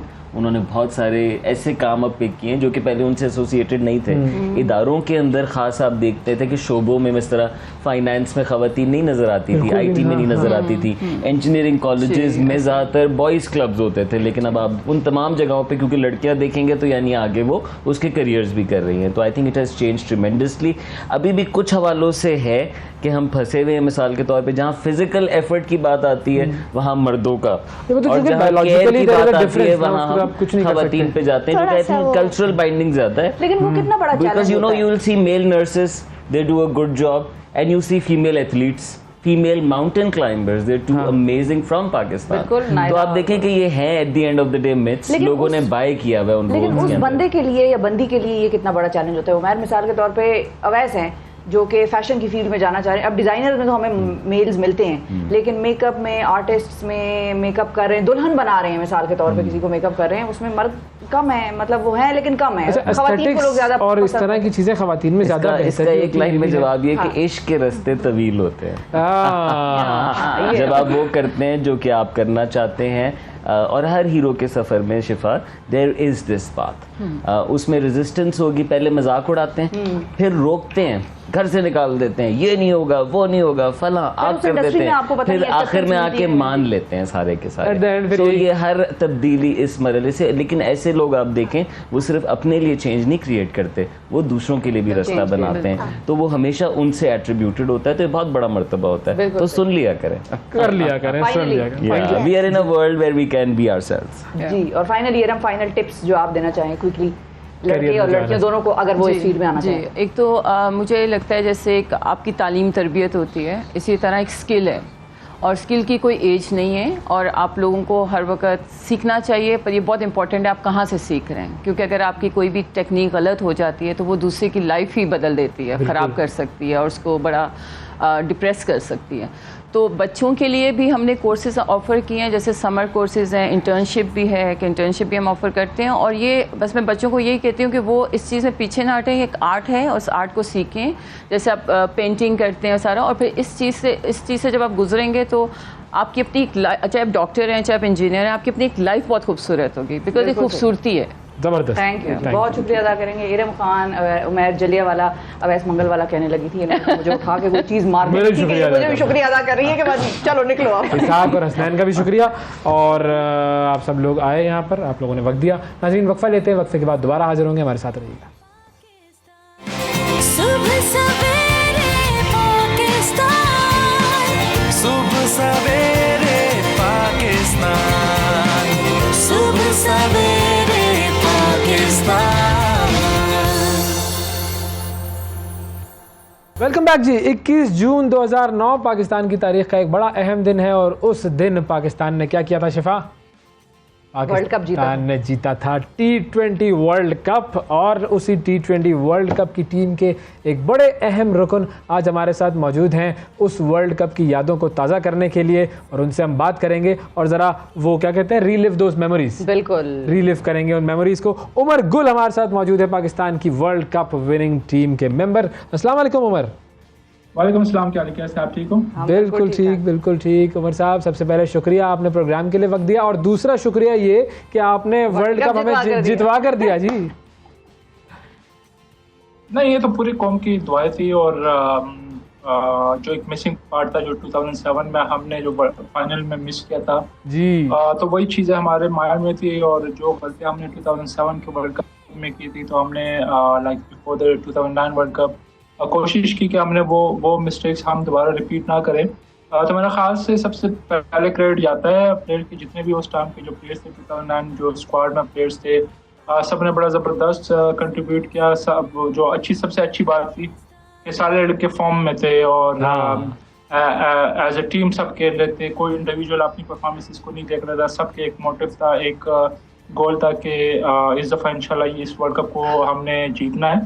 तो आई थिंक पूरी टीम को उस टाइम पे जितने भी प्लेयर्स थे जो खेल रहे थे, जो बेंच पे बाहर बैठे हुए थे, सबको क्रेडिट जाता है जिस तरह टीम को सपोर्ट किया, जिस तरह लाइक वन यूनिट की तरह जिस तरह हम खेले थ्रू द टूर्नामेंट। ऑल्दो हमें स्टार्ट में इतना लाइक हमें अच्छा स्टार्ट नहीं मिला, लेकिन जिस तरह फिर हमने कम बैक किया और जिस तरह हमारा एक मोमेंटम बना, तो मेरा ख्याल से बड़ा ज़बरदस्त, और हमने बड़ा एंजॉय किया। सही। अच्छा ये बताएं, 2009 के वर्ल्ड कप की आपके माइंड में कौन सी मेमोरीज हैं? हाँ, और कितना याद है? आई थिंक वर्ल्ड कप एक बहुत बड़ा इवेंट होता है, और हर प्लेयर की ख्वाहिश होती है कि वो वर्ल्ड कप खेलो, और फिर हर प्लेयर की ख्वाहिश होती है कि वो जीते। और जब आप कोई सीरीज़ या वर्ल्ड कप इतना बड़ा इवेंट जीते, तो ऑब्वियसली आपको हर मैच याद होता है। मोस्टली काफ़ी मैचेस तो मुझे याद है। आप जिस तरह अगर आप कहे तो सबसे पहले तो मुझे न्यूजीलैंड का मैच याद है, जिस तरह मैंने वर्ल्ड रिकॉर्ड बनाया था। सेमीफाइनल मुझे याद है अगेंस्ट साउथ अफ्रीका। हॉलैंड के अगेंस्ट मैच याद है जो कि हमें एक अच्छे रन रेट से जीतना था, तभी हमने ऊपर जाना था। तो आई थिंक ये काफ़ी अच्छी मैचेस थी। Sri Lanka final, obviously final Lord's पे जो हम खेले थे, एक ड्रीम होता है हर प्लेयर का कि लॉर्ड्स पे खेलो, फिर इतने बड़े इवेंट का ICC वर्ल्ड कप के फाइनल जब आप खेलते हो लॉर्ड्स पे, तो आई थिंक बड़ी ज़बरदस्त मेमोरीज है, और लाइक अभी तक वो मेमोरीज हमारे माइंड में है। और मेरे ख्याल से जब तक पाकिस्तान की हिस्ट्री रहेगी, तो ये जो मेमोरीज है, और जितने भी लड़के थे उस स्क्वाड में, उन सब का नाम याद किया जाएगा, क्योंकि एज लाइक हम चैम्पियन बने थे 92 वर्ल्ड कप के बाद, हम T20 वर्ल्ड कप जीते थे। तो आई थिंक ये तो एक हिस्ट्री हो गई, और लाइक मेरे ख्याल से पाकिस्तान की जितने भी जब तक भी होगी ये हिस्ट्री, क्रिकेट हिस्ट्री, ये प्लेयर्स और ये वर्ल्ड कप याद किया जाएगा। अच्छा उमर, ये बताइए कि जो 2007 का वर्ल्ड कप था, ज़ाहिर है ये तो सब पूरी कौम के लिए बड़ा डिसअपॉइंटिंग था। आखिरी शॉट मिसबा ने खेला और वो आउट हो गए, जीता हुआ मैच था। लेकिन जब इस वर्ल्ड कप के लिए आप लोग जा रहे थे, तो मिसबा के जहन में क्या चल रहा था? 2009 में मिसबा के जहन में क्या था? देखिए, अगर आप 2007 की बात करें तो टाइम पे ऐसा लग रहा था कि हम मैच अर्ली हार जाएंगे, जल्दी हम हार जाएंगे, लेकिन जिस तरह से मिसबा ने बैटिंग की और मैच को सिंगल हैंडेडली लेके गए, और जो एंड पे लास्ट ओवर में जो हम एक्सपेक्ट कर रहे थे कि वो उस शॉट से जो कि वो पहले भी इस शॉट को बड़ा अच्छी खेलता था, लेकिन लेक ऑफ पेस जो बॉलर था उसका पेस इतना नहीं था, तो उस टाइम पे लाइक उसको यही अच्छा लगा कि मैं भी ये अगर ये लेफ्ट शॉट खेलता हूँ, क्योंकि 45 फील्डर ऊपर ही था, फाइनल का फील्डर ऊपर सर्कल में था, लेकिन अनफॉर्चुनेटली वो उस तरह नहीं हुआ जो जिस तरह मिसबा करना चाहता था कि उसको बाउंड्री के लिए फिनिश कर ले, लेकिन थोड़ा सा अनलकी रहा वो। लेकिन ऑब्वियसली 2009 के जब वर्ल्ड कप के लिए जब हम गए, और जिस तरह मैंने अर्ली कहा, पूरी टीम की यही कोशिश थी कि जो मिस्टेक हमने 2007 की जो इनिशियल जो पहले दफ़ा वर्ल्ड कप हो रहा था उसमें जो हमने मिस्टेक किए, तो हमने अपने मिस्टेक से सीखना है, और जितना हम हो सके अपने परफॉर्मेंस को और ज़्यादा इन्हेंस करें और ज़्यादा अच्छा और करें परफॉर्मेंस को, तो तभी आप एक बड़ा इवेंट जीत सकते हो। लेकिन अगर आप अपनी गलतियों से नहीं सीखते और रिपीटेडली आप अपनी गलतियाँ करते हो, तो आप कभी भी सक्सेस नहीं होते, कामयाब नहीं होते। तो कोई ऐसी चीज़ जो मिसबाह उल हक ने मेंशन की हो कि यार इस बार देखना मैं कुछ ऐसा करूँगा, या कुछ ऐसी बात कोई की उन्होंने? नहीं, टू बी ऑनेस्ट इस तरह मिसबा ने तो कोई बात मेंशन नहीं की थी, लेकिन आई स्टिल रिमेंबर कि उस टाइम पे जिस तरह के हालात थे, पाकिस्तान के हालात काफ़ी ज़्यादा ख़राब थे, दहशतगर्दी के बहुत ज़्यादा वाक़यात हो रहे थे, और काफ़ी हमारे जो लोग थे जो लाइक सवात से आए थे या फाटा से आए थे, IDP से काफ़ी परेशान थे लोग यहाँ पे, काफ़ी उनके चेहरों पे परेशानी थी, गम थे। तो हमारा यही एक कोशिश थी कि यार हम एज क्रिकेटर हम सिर्फ यही कह सकते हैं कि अगर हम अच्छी परफॉर्मेंसेस दें और ये वर्ल्ड कप हम यहाँ से जीत जाए, तो मेरे ख्याल से ये हमारे जो लोग हैं वहाँ पे जो परेशान हैं और जो IDPs आए अपने घर बार को छोड़ के और जिस तरह के हालात है, तो मेरे ख्याल से हम ये कर सकते हैं कि इंशाल्लाह अगर ये वर्ल्ड कप जीते तो उनको एक खुशी दे सकते हैं, उनके चेहरों पे एक मुस्कुराहट वापस आ सकती है। तो ये हमारा मोटिव था सबसे वर्ल्ड कप के स्टार्ट से पहले से कि इंशाल्लाह वर्ल्ड कप तो जीतना ही है, लेकिन साथ ही साथ जो हमारे जो लोग हैं वहाँ पे पाकिस्तान में जो परेशान हैं और उनके चेहरों पे वापस वो मुस्कुराहटें लेके आने। और जब हम वर्ल्ड कप जीते और जिस तरह के लोगों की हमने जब वो विजुअल पर हमने बाद में देखे जो खुशियाँ उन्होंने मनाए, तो मेरे ख्याल से वो खुशी थी हमारे लिए वर्ल्ड कप के बाद, वो डबल खुशी हो गई और सारे प्लेयर बड़े खुश थे। बिल्कुल सही, बिल्कुल सही। अच्छा, 2007 में आपने जो जादू किया था वो ये था कि आप 2007 के वर्ल्ड कप में भी 13 विकेटें लेकर टॉप विकेट टेकर थे, और फिर 2009 में भी आपने यही परफॉर्मेंस दी, 13 विकेटें टॉप विकेट टेकर। ये क्या जादू कर रहे थे आप भाई? ऑनेस्टली दोनों वर्ल्ड कप में स्टार्ट से एक ज़ाहिरी बात है, जब एज प्लेयर एज प्रोफेशनल हर प्लेयर की एक ख्वाहिश होती है, चाहे वो बैट्समैन हो या बॉलर, वो चाहता है कि अगर बैट्समैन है तो वो चाहता है कि मैं हाईएस्ट स्कोरर बन जाऊं, और एज बॉलर मेरी ये ख्वाहिश थी कि वर्ल्ड कप में टॉप करूँ, हाईएस्ट विकेट टेकर बनूं। 2007 में भी था, मैं और शायद भाई साथ थे, लेकिन फिर फाइनल में मैंने 3 आउट किए तो मैं हाईएस्ट था। और फिर 2009 के वर्ल्ड कप में भी यही गोल था मेरा, और उसके लिए काफ़ी मैंने मेहनत की हुई थी, काफ़ी ट्रेनिंग की हुई थी कि इंशाल्लाह इस दफ़ा फिर ये वर्ल्ड कप भी जीतना है और हाईएस्ट विकेट टेकर भी आना है। तो जब तक आपके गोल्स नहीं होते, जब तक आप अपने लिए टारगेट सेट नहीं करते, तो किसी चीज़ को भी आप अचीव नहीं कर सकते। तो मेरे ख्याल से हर टूर्नामेंट से, बड़े टूर्नामेंट से पहले हर प्लेयर की एक टारगेट होता है, क्या मैंने इस गोल को अचीव करना है। तो जब आपके माइंड में कोई गोल होता है या कोई आप किसी चीज़ को अचीव करते हो, तो तभी आप कामयाब होते हो। बिल्कुल सही। अच्छा, यॉर्कर की जो प्रैक्टिस के बारे में जरा बताएं, लोग ये जानना चाहते हैं। यॉर्कर्स तो मशहूर है भाई आपके, हाँ, डेडली यॉर्कर्स। बिल्कुल। आप ऐसा क्या करते थे कि मतलब आपके यॉर्कर्स बिल्कुल ही टारगेट पर जाकर लगते हैं और अगले को बस घर भेज देते हैं? मतलब बचपन में क्या करते थे? क्या गोलियां कंचे ज्यादा खेलते थे या क्या गुलाल का निशाना लगाते थे? क्या करते थे आप भाई?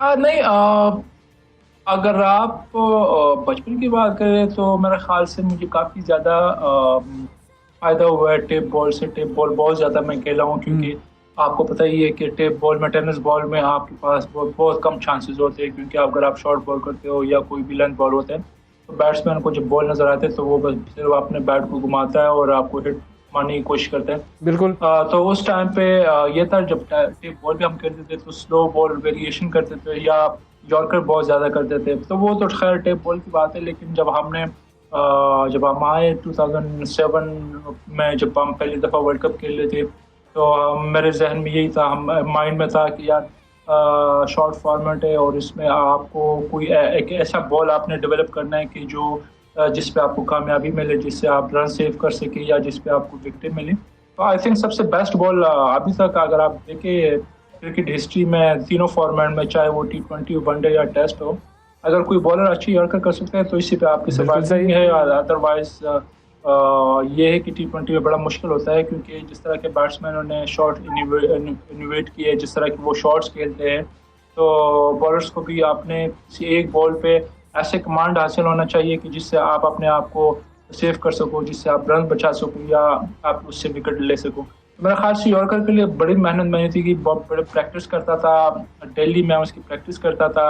जब नेट ख़त्म होता था तो उसके बाद फिर मैं पुराना बॉल लेके फिर मैं यॉर्कर करता था, नए बॉल से यॉर्कर की प्रैक्टिस करता था। तो मेरे ख्याल से ये सारी चीज़ें आपकी प्रैक्टिस से आती है। जब आप जितनी ज़्यादा किसी चीज़ की प्रैक्टिस करते हो तो उतनी ज़्यादा आपको कमांड आ जाती है उस पर। दुरुस्त दुरुस्त। अच्छा, फिर वर्ल्ड कप 2009 में ऐसा कौन सा मोमेंट था कि जब आपको लगा कि हाँ हम ये वर्ल्ड कप जीत सकते हैं?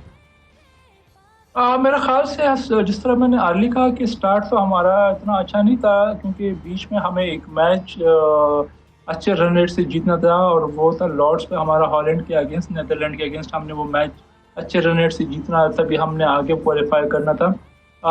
जब वो मैच हम जीते हैं और बड़े अच्छे रन रेट से, जो रिक्वायर रन रेट था उससे ज़्यादा अच्छे बेहतर रन रेट से हम जीते, तो उसके बाद हमें एक होप मिली, क्योंकि टीम तो हमारी ऑब्वियसली अच्छी थी लेकिन स्टार्ट उस तरह से नहीं मिला था। लेकिन जब हमने वो मैच जीता है अगेंस्ट नीदरलैंड और हमने आगे अगले राउंड के लिए जब हमने क्वालिफाई किया, तो उसके बाद हमारे होप्स बढ़ गए कि नहीं इंशाल्लाह अभी हम जो ना इस वर्ल्ड कप को हम जीत सकते हैं। और अपने ऊपर भी बिलीव था, टीम पे बिलीव था।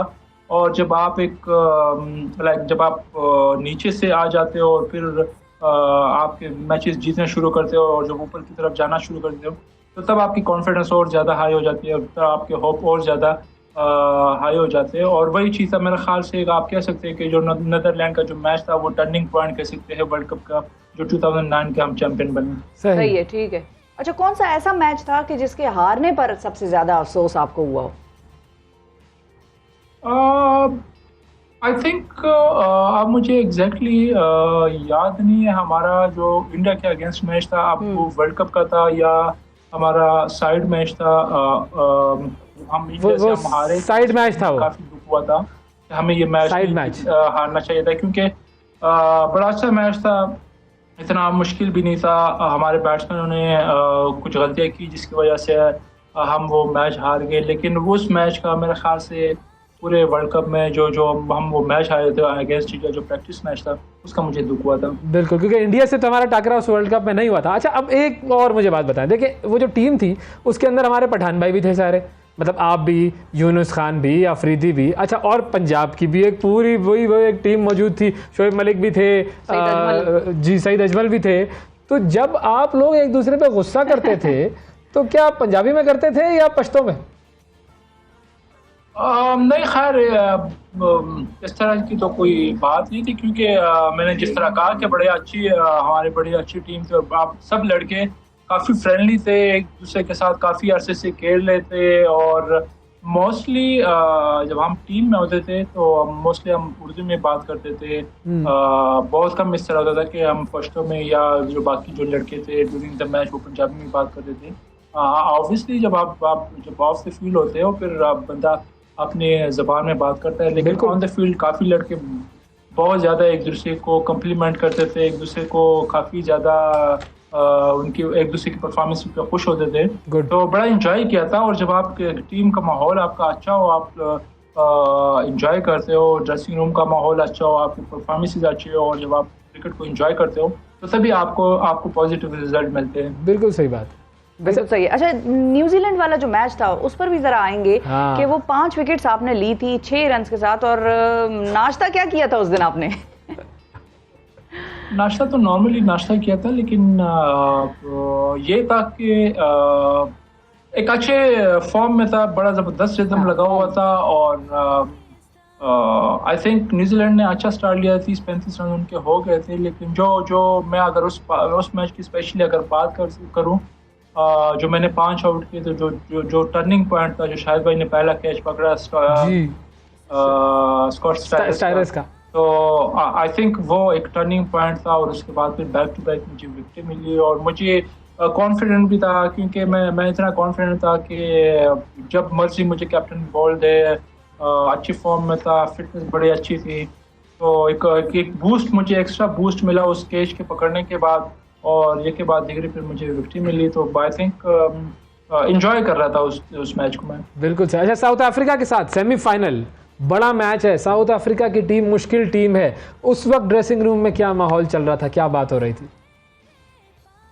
पहले बात तो ये कि साउथ अफ्रीका नो डाउट बड़ी अच्छी टीम थी, उनकी काफ़ी एक्सपीरियंस लड़के थे, वो जैक कैलर्स, डिविलियर, बाकी जो प्लेयर्स थे, स्टेन वगैरह, काफ़ी अच्छे लड़के थे प्लेयर्स उनके, स्मिथ वगैरह, वो अच्छी टीम थी। लेकिन टू बी ऑनेस्ट, जिस तरह के हमारे टीम ने मोमेंटम पकड़ा हुआ था और जिस तरह हम सारे लड़के चिप इन कर रहे थे, परफॉर्म कर रहे थे, अगर टॉप ऑर्डर परफॉर्म नहीं कर रहा तो मिडिल ऑर्डर में परफॉर्म कर रहे थे, अगर मिडिल ऑर्डर अगर बैटिंग में हम नहीं कर रहे थे तो बॉलर हमारे परफॉर्म कर रहे थे। तो एक टू बी ऑनेस्ट काफ़ी हाई कॉन्फिडेंस था हमारा, और आप इस चीज़ से भी अंदाज़ा लगा सकते हैं कि हमें एक दूसरे पर बड़ा ट्रस्ट था। अगर सेमीफाइनल में आपको याद हो तो मैंने टोटल 3 ओवर किए थे। मैं यूनुस भाई एक टाइम ऐसा आया था कि यूनुस भाई ने फवाद आलम को ओवर दे दिया, तो मैं यूनुस भाई के पास गया भी था कि यूनुस भाई अगर आप फवाद से ये ओवर करा रहे तो मेरा एक ओवर जो ना वो एक्स्ट्रा हो जाएगा, रह जाएगा। तो मैंने कहा कोई बात नहीं है, ये भी हमारे टीम का प्लेयर और मुझे यकीन है कि ये हमें ब्रेक थ्रू दिला सकता है। तो आप इस चीज़ से अंदाज़ा लगा सकते हैं कि उस टाइम पे हमारे सारे जो प्लेयर्स थे वो मैच विनर थे। सेमीफाइनल में मैंने 3 ओवर्स किए, एक ओवर जो एक्स्ट्रा था वो फवाद आलम ने किया और उस ओवर में उसको 1-2 हिट्स भी लगी, लेकिन जो एक विकेट चाहिए था और जो एक सेट बैट्समैन खेला था जैक कैलिस, उसकी विकेट हमें मिली है। तो I think overall it was a team effort और एक टीम कॉन्फिडेंस है, एक दूसरे पे कॉन्फिडेंस था और सारे लड़के परफॉर्म कर रहे थे। यस, बिल्कुल सही है। अच्छा, और अगर फाइनल मैच की हम बात करें तो सामने श्रीलंका है, ग्रुप में वो हमें हरा चुका था बिल्कुल, और अब श्रीलंका के सामने हैं हम, तो उस वक्त क्या हुआ?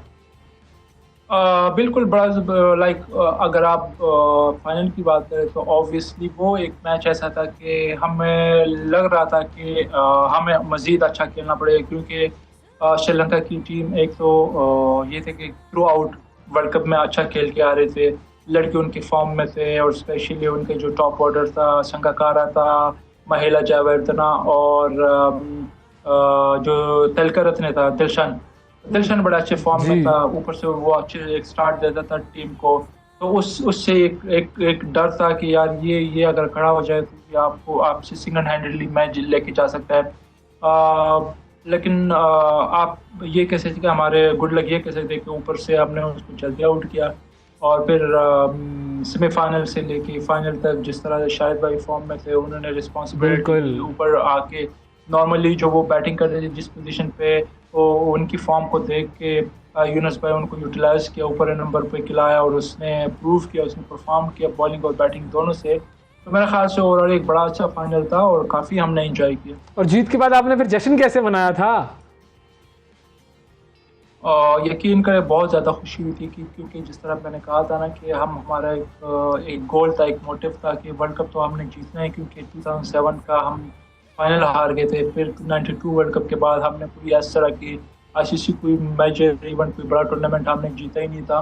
तो वो था और वो जो जिस तरह के हालात थे पाकिस्तान के, तो ऑब्वियसली सबका एक गोल था, एक टारगेट था कि इंशाल्लाह हमने वर्ल्ड कप जीतना। वो उसकी बड़ी खुशी हुई है और ड्रेसिंग रूम में बड़ा ज़बरदस्त माहौल था। और आप यकीन करें कि जब हम वर्ल्ड कप जीते तो हम ग्राउंड से तकरीबन कोई 2-2.5 घंटे के बाद हम ड्रेसिंग रूम से निकले, क्योंकि वहाँ पे जितनी भी Pakistani community through out the UK, जितने भी इंग्लैंड में पाकिस्तानी कम्युनिटी या पाकिस्तानी लोग रहते, वो सारे आए हुए थे लॉर्ड्स मैच फाइनल मैच देखने के लिए। और बाहर इतना रश था, रोड सारे ब्लॉक थे। आप यकीन करें कि लंदन जैसी शहर में पूरे रोड्स ब्लॉक थे, हमें सिक्योरिटी नहीं मिल रही थी कि हम ग्राउंड छोड़ के निकल जाए, क्योंकि बाहर क्राउड था और सारे पाकिस्तानी जितने भी थे थ्रू आउट इंग्लैंड से वो सारे वहाँ पे जमा थे। हमें तकरीबन मैच के तकरीबन कोई 2.5-3 घंटे के बाद हम ग्राउंड से निकले और कोई 3-4 घंटे में हम वापस होटल में पहुँचे थे। तो इससे आप अंदाज़ा लगा सकते हैं कि हमारी खुशी कितनी थी और बाकी जो लोग थे वो कितना खुश थे। अच्छा, अब जरा मैं एक खिलाड़ी के बारे में आपसे पूछना चाहूंगा कि अगर वो खिलाड़ी वर्ल्ड कप में ना होता तो क्या होता? आमिर का डेब्यू था, अगर आमिर वर्ल्ड कप में ना होता तो क्या होता? अगर आमिर ना होता तो मैं भी कि हम पावर प्ले में हम स्ट्रगल कर रहे थे, जिस तरह 2007 में हम स्ट्रगल कर रहे थे। हमारे पास एक तेज़ बॉलर नहीं था कि जो टीम को ऊपर से सपोर्ट करता या एंड के ओवर कर लेता। मेरे ख्याल से अगर आमिर ना होता तो हमें थोड़ी सी बॉलिंग में स्ट्रगल करना पड़ता। अच्छा, अगर अब्दुल रज़ाक ना होता तो? अगर अब्दुल रज़ाक ना होता तो मैं भी कि हमारे पास एक अच्छा एक्सपीरियंस ऑलराउंडर ना होता। अब्दुल रज़ाक की शक्ल में एक अच्छा और एक्सपीरियंस ऑलराउंडर। अच्छा, सईद अजमल ना होता तो? सईद अजमल ना होता तो मेरे साथ फिर एंड पे या मिडल में और कौन करता? मेरे ख्याल से ने बहुत बड़ा ज़बरदस्त थ्रू आउट जितने भी हम एक साथ खेले काफ़ी मुझे सपोर्ट किया, स्पेशली वाइट बॉल में, चाहे वो T20 हो या वनडेज हो, मेरे साथ डेथ ओवर करते थे, मिडल में ओवर करते थे। तो मैं भी, अगर सीधा अजमल ना होता तो मैं भी, हम ये फाइनल 2007 की तरह फिर हम ये चैंपियन ना बनते। बिल्कुल सही। अच्छा, अगर शोएब मलिक ना होता तो क्या होता? शोएब मलिक ना होता तो मैं भी अगेन मैं ये कह सकता हूँ कि उनकी जो परफॉर्मेंस जिस तरह उन्हें बीच के मैचेस में परफॉर्म किया तो मैं भी, हम फाइनल तक ना पहुँचते। यस। और अफरीदी, शाहिद अफरीदी अगर ना होते तो फिर क्या होता? अगर शाहिद अफरीदी ना होता तो मैं भी कि हम सेमीफाइनल और फाइनल ना जीतते। बिल्कुल सही। और अगर मिसबाह उल हक ना होते तो? मिसबाह ना होता तो मेरे ख्याल से बड़ी अच्छी उनकी कंट्रीब्यूशन थी और अच्छा परफॉर्म किया। मिसबाह ना होता तो उस टाइम पे आई थिंक बेस्ट अवेलेबल जो एक्सपीरियंस लड़का था वो मिसबाह ही था। और अगर कप्तान यूनुस खान ना होता तो?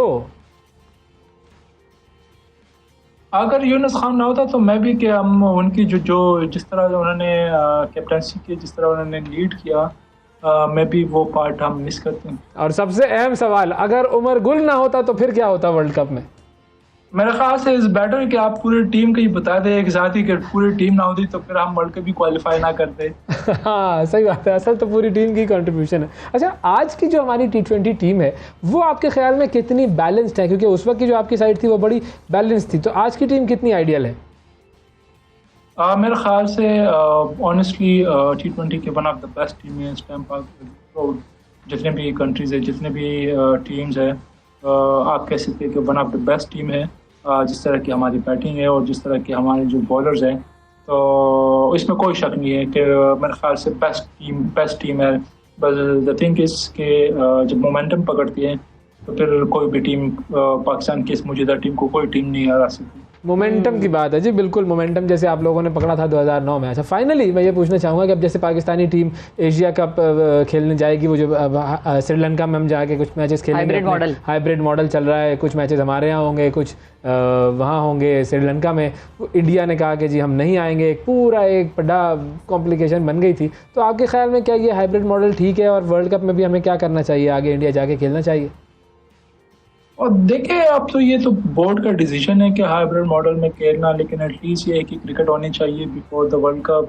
आप एक बड़े इवेंट में जा रहे हैं तो पहले तो होना चाहिए था कि यहाँ पे सारा ये एशिया कप ही यहाँ पे होता है, क्योंकि पाकिस्तान में कोई मसला नहीं है, सिर्फ इंडिया को मसला हो रहा है। और वो भी मेरे ख्याल से आई डोंट थिंक सो कि प्लेयर्स को भी मसला है।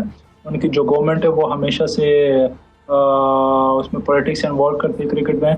प्लेयर्स तो आना चाहते हैं और हमें पता है कि प्लेयर एक दूसरे को कितना ऑन द फील्ड और ऑफ द फील्ड वो किस तरह एक दूसरे के साथ बिहेव करते हैं, और इवन ऑफ द फील्ड बड़े अच्छे दोस्त हैं, आपस में बड़े अच्छे ताल्लुकात हैं प्लेयर्स के, और दोनों साइड के प्लेयर्स चाहते हैं कि वो इंडिया पाकिस्तान में खेलें।